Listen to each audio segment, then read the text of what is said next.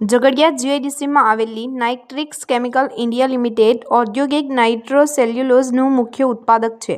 ત્યાં મંગળવારે વહેલી સવારે એક મોટો અકસ્માત થયો હતો. ઘટનાનું કારણ પ્લાન્ટમાં નાઇટ્રોસેલ્યુલોઝનું મિશ્રણ ચાલી રહ્યું હતું. તે દરમિયાન બોલ ડાયજેસ્ટરમાં અતિરિક્ત પ્રેશર વધી જવાથી પ્રચંડ વિસ્ફોટ થયો. વધારે દબાણને કારણે બોલ ડાયજેસ્ટ બ્લો વાલ્વ અને સેફ્ટી વાલ્વ ફાટી ગયા હતા, જેના પરિણામે નાઇટ્રોસેલ્યુલોઝનું મિશ્રણ જોરદાર વિસ્ફોટ સાથે છૂટ્યું. જાનહાનિ અને ઈજાઓ આ દુર્ઘટનાના પરિણામે પ્લાન્ટમાં અફરાતફરી મચી ગઈ હતી અને 2 કામદારો ગંભીર રીતે ઘાયલ થયા હતા. મોટા સાંજા ગામના રહેવાસી દિનેશ વસાવાનું ઘટનામાં મોત નીપજ્યું હતું. ઘાયલ ભાલોદના મહેશ વસાવા નામના કામદારને ગંભીર ઈજાઓ પહોંચતા તેમને ખાનગી હોસ્પિટલમાં ખસેડવામાં આવ્યા છે. વળતર અને કાયદેસરની કાર્યવાહી મૃતક કામદારના પરિવારને કંપની દ્વારા ₹60 લાખ જેટલું યોગ્ય વળતર આપવામાં આવ્યું હતું. તપાસ ઘટનાના મૂળ કારણો અને સુરક્ષાના ઉલ્લંઘન અને ઇન્ડસ્ટ્રીયલ સેફ્ટી એન્ડ હેલ્થ વિભાગ સાથે પોલીસે સંયુક્ત તપાસ શરૂ કરી છે.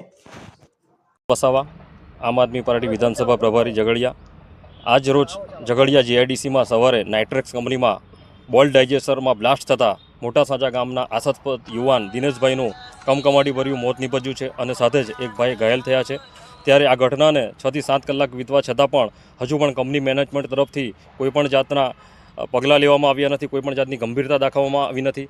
ત્યારે અમે આ દિનેશભાઈના પરિવારને યોગ્ય ન્યાય મળે અને એમના પરિવારમાંથી કોઈ એક સભ્યને આ કંપનીમાં નોકરી લેવામાં આવે એવી અમારી માંગણી છે. જો અમારી માંગણી સંતોષાતી નથી તો અમે પછી આગળ કંપનીને જો તાળા મારવાના હશે તો એ પણ અમે બધા ભેગા થઈને કંપનીના તાળાબંધી કરીશું. નમસ્કાર, હું ધનરાજ વસાવા. આજે અહીં અમે ઝઘડિયામાં જે નાઇટ્રેક્સ કંપની છે એમાં એક કામદાર દિનેશભાઈ વસાવાનું મૃત્યુ થયું હતું. આજે સવારે 6 કલાકે બ્લાસ્ટ થયો હતો. આ જ કંપનીમાં લગભગ 390 દિવસ પહેલાં પણ આવી રીતના એક ઘટના બની હતી. મારે આ માધ્યમથી એ કહેવું છે કે વારંવાર આપણે જોઈ રહ્યા છે કે ભરૂચ જિલ્લામાં એક આપણે ચીલો પડી ગયો છે. ઘડીકમાં સાયખામાં કોઈ બ્લાસ્ટ થશે, પાનોલીમાં બ્લાસ્ટ થશે, અંકલેશ્વરમાં બ્લાસ્ટ થશે અને આજે આ ઝઘડિયા જીઆઈડીસીમાં બીજી વખત આ કંપનીનું. મારે એ જાણવું છે કે ત્યારે આ કંપની કઈ રીતના આપણે મેનેજમેન્ટ કરે છે, શું એ લોકો આપણે તકેદારીના ભાગરૂપે એમણે જે ધ્યાન રાખવું જોઈએ એ નથી થઈ રહ્યું. રાસાયણિક પ્રક્રિયા આજે થઈ શકતી હોય, આજે કોઈ પણ આ રિએક્શનના લીધે જ આ વસ્તુ બની છે તો મારે એ તપાસ આપણે ફેક્ટરી ઇન્સ્પેક્ટરે યોગ્ય તપાસ કરવી જોઈએ. આજે અહીં સ્થાનિક આગેવાનોના એ લોકો અંદર ઇન્ક્લુડ થઈ અને પરિવારને યોગ્ય વળતર અને મળ્યું અને જે આપણે ઘાયલો છે તેમને પણ હજુ પણ યોગ્ય સારવાર મળે તેવી માંગ સાથે આજે અમે અહીંયા ઉપસ્થિત થયા હતા અને કંપનીએ આજે 70 લાખનું વળતર આપવાની વાત કરેલી છે અને પરિવારને બીજી અન્ય સહાયો પણ કરવાની બાંહેધરી આપેલી છે. પરંતુ આવા બનાવો ન બને તેની આપણે તંત્રએ ખાસ તકેદારી લેવી એવી અમારી માંગ છે. નમસ્તે, હું ધનરાજ વસાવા. આજે અહીં ઝઘડિયા જીઆઈડીસીમાં આવેલી નાઇટ્રેક્સ કંપનીમાં જે સવારના 6 વાગે મળસ્કે બ્લાસ્ટ થયો હતો એના અનુસંધાનમાં અહીં આવ્યો હતો અને કંપનીના સત્તાધીશો જોડે વાત કરવાનો પ્રયાસ કર્યો હતો. જાણવા મળ્યું હતું કે અહીંયા સવારે જે આ બ્લાસ્ટ થયો એની અંદર દિનેશ વસાવા કરીને એક કામદારનું મૃત્યુ થયું છે અને બીજા બધા જે આપણે કર્મચારીઓ હતો જેમને ઈજાઓ પહોંચી છે એ લોકોને આપણે સિવિલમાં આપણે પહોંચાડવા આવે. મારે આ વિડીયોના માધ્યમથી એ પૂછવું છે કે આજે ભરૂચ જિલ્લામાં તમે જોઈ શકો છો કે જીઆઈડીસી આવેલી છે. તે જીઆઈડીસીમાં એ અંકલેશ્વર હોય, પાનોલી હોય, સાયખા હોય, દહેજ હોય કે આ ઝઘડિયા જીઆઈડીસી, આપણે સવારે ઉઠીએ અથવા તો રાતના મોડા સમયે આવા બ્લાસ્ટ જ આપણને સંભળાવતા અને એની વિશે માહિતી ખબર મળતી હોય છે.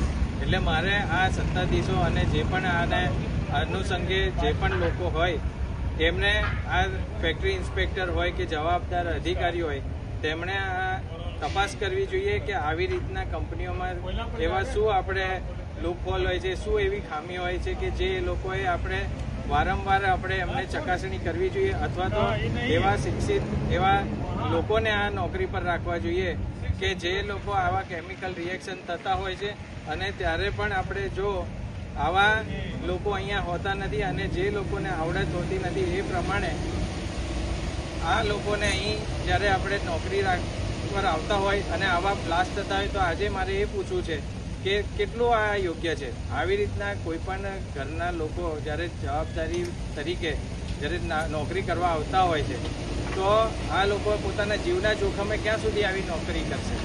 એટલે જ મારે આ વિડીયોના માધ્યમથી કહેવું છે કે આ જવાબદાર લોકો સામે પગલાં લેવા જોઈએ અને જે પણ મૃતકો છે તેમને યોગ્ય વળતર તો મળવું જ જોઈએ અને યોગ્ય સારવાર પણ જેમને પણ મળવા પાત્ર છે એમને મળવી જોઈએ. નમસ્કાર. છે મારા મિસિસ સરપંચ છે સાવિત્રીબેન, એમના ઘરમાંથી છું. અત્યારે જે અમારા ગામની અંદર જે નાઇટેક્સમાં જે બનાવ બન્યો એ બાબતે અમે સિવિલ હોસ્પિટલમાં અમે બધા ગામ છે, પરિવાર છે, બધા સાથે આવીને એમએલએ સાહેબ પણ અહીંયા આવ્યા ને એમએલએ સાહેબના સહયોગથી અમને સારામાં સારી વળતર 60 લાખ રૂપિયા અમને અપાવી એવો રીતેશભાઈનો બી અમે આભાર માનીએ છીએ ને સાથે અમારા મિત્ર મંડળ અને બધા સહયોગી ભાઈઓનો બી અમે સાથ સહકાર ને સપોર્ટ માનીએ છીએ.